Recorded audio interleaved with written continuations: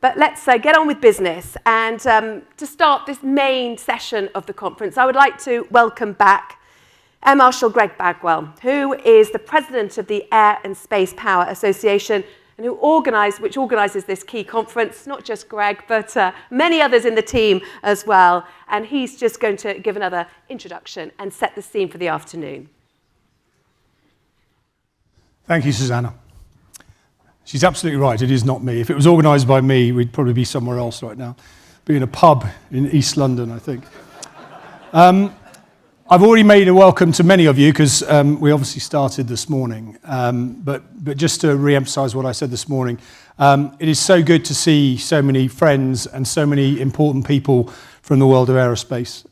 This is a conference that only thrives on the people in it. Not just the speakers, they are important, but it's your contribution, your presence here. And we were just talking earlier in the green room where we were getting mic'd up. Deterrence can come in many forms. It isn't just about who's got the biggest air force or the biggest army and who can shake the biggest stick. We can demonstrate deterrence in this room by what we say, how we get together, how we talk. And there is a paradox of deterrence. I think it was Ronald Reagan that said this in an address to his nation many, many years ago, where he said the paradox of deterrence is in order to deter, you have to absolutely be prepared and ready to fight. And I think that's what's so key about the conversation we're going to have here for the next 24 hours. And we've had some really good sessions this morning, and they've given us all the right words, and I've crossed them all off on my buzzword bingo. So we've had all the right words, but all we've really talked about is what we want to achieve. What I'd really like to hear from this group is how are we going to do it, and when are we going to do it? Because that is the bigger question. So let's see whether we can get to the bottom of some of those points over the coming hours. I can't thank the IET enough for their organisation.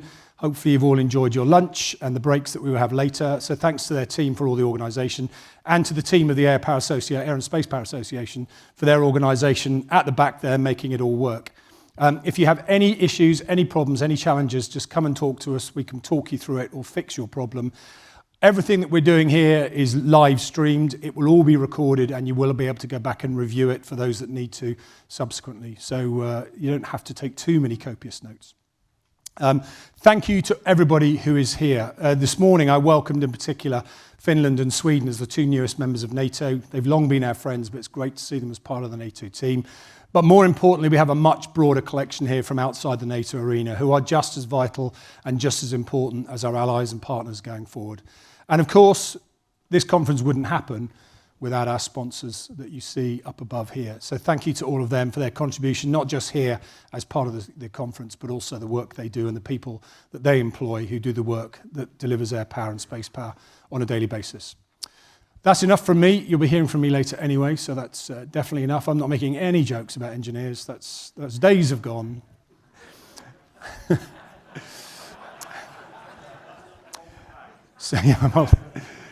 But I will introduce Sir Rich Knighton, Chief of the Air Force. He is a man I have a lot of time and respect for, and if we did have to give a non-pilot the job, he would have been number one on my choice. I honestly would have said that anyway. I really do mean that. And I can't think of a better person to have currently running the service in what is an extremely challenging period. For those of you that don't know and aren't from the UK, right now the Houses of Parliament are reopening with a new government, with the King's Speech, and a government that hasn't governed for a long period of time. Over half of the MPs in the House of Commons are brand new. And Justin gave us a challenge earlier on this morning about we aren't necessarily very good at promoting. Well, imagine now that you've got to promote half of our parliamentarians who don't even know how to be an MP, let alone how to employ air power or understand its value or what they should invest in it. So we've all got a challenge, and I can't think of a better person to face that on behalf of the Air Force. So without further ado, Chief of the Air Staff, Sir Rich Knighton.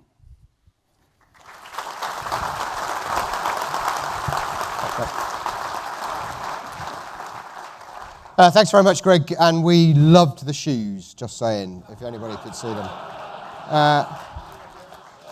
He told me that when you get to his age, they're for comfort rather than style, which is a good thing. It is a great pleasure to be back and wonderful to see so many of you from right across the globe, both our fellow Air Chiefs, your delegations and also those from industry. And it is a privilege to stand here and to be able to host you today. When I stood here a year ago, I said that I only needed to make it to the weekend to have done longer than Liz Truss did as the Prime Minister. Well, a year on, I am still here, and I reckon I can definitely say I did longer, and I might even have outlasted the lettuce. That's one for the people in the UK to really get after. This conference is an important opportunity for us to make new friends and to build on the friendships that we have previously made. There's an old Arab proverb that says you need a friend before you need a favour, and the conference provides that opportunity for us to build that understanding, build those friendships that then we take forward into the operational sphere. This year, perhaps more than normal, actually, we're going to talk a lot about history, and we're going to talk a lot about milestones. There are a lot of things that are worth reflecting on. From the 80th anniversary of D-Day to the 75th anniversary of NATO, and closer to home, some very important anniversaries for air and space power. Our great friends, the Qataris, celebrate 50 years of the Emir's Air Force this year. So thank you, Jassim, wherever you are, for your leadership and great friendship over many years. And thank you also to the Royal Canadian Air Force. A number of us had the opportunity last night to celebrate with the Royal Canadian Air Force their centenary. The Royal Canadian Air Force now joins a growing group of air forces that have reached that milestone.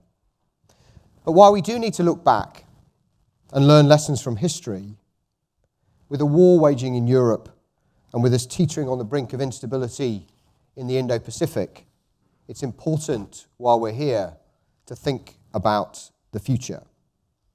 And that's why I wanted this conference to be focused on deterrence and the role of interoperability and integration, particularly amongst our air and space forces, that contribute to deterrence. You will have heard this morning about the contemporary lessons in air and space power that we must heed, and the important role industry will play in contributing to air and space power and national strength. As we go through the conference, you're going to hear about the theory and, as Greg said, the practice, the how. We've got a great session coming up later this afternoon, with General Saltzman on space, and he'll be joined by two major generals, Greg Novak from Australia and Paul Tedman from the UK, both of whom command their space forces. And generals, I hope you don't feel too outnumbered. Now you know how the rest of us feel in a joint environment. And then tomorrow, I'm delighted to say we have our new Minister for the Armed Forces coming to speak to us. Before we have keynotes from me, Dave Olvin, the new Chief of the United States Air Force, and with a focus later in the day around technology. One of the most valuable elements of these conferences is the debate and the quality of that interaction which we have as air and space chiefs and those who challenge us from academia and from industry. And I want you to challenge the thinking, our understanding, and help improve our ideas. So please do get involved in the sessions as Greg described earlier. I'm really looking forward to hearing the thoughts and questions from the floor as we get into Q&A. But for now, thank you again for being here. Thank you again for your contribution. I'll get an opportunity at the end of tomorrow to say thank you to the Air and Space Power Association for their wonderful support and all the work to put this together. But for now, I'm going to hand on to Susanna for us to get the conference this afternoon underway. Susanna, thanks very much.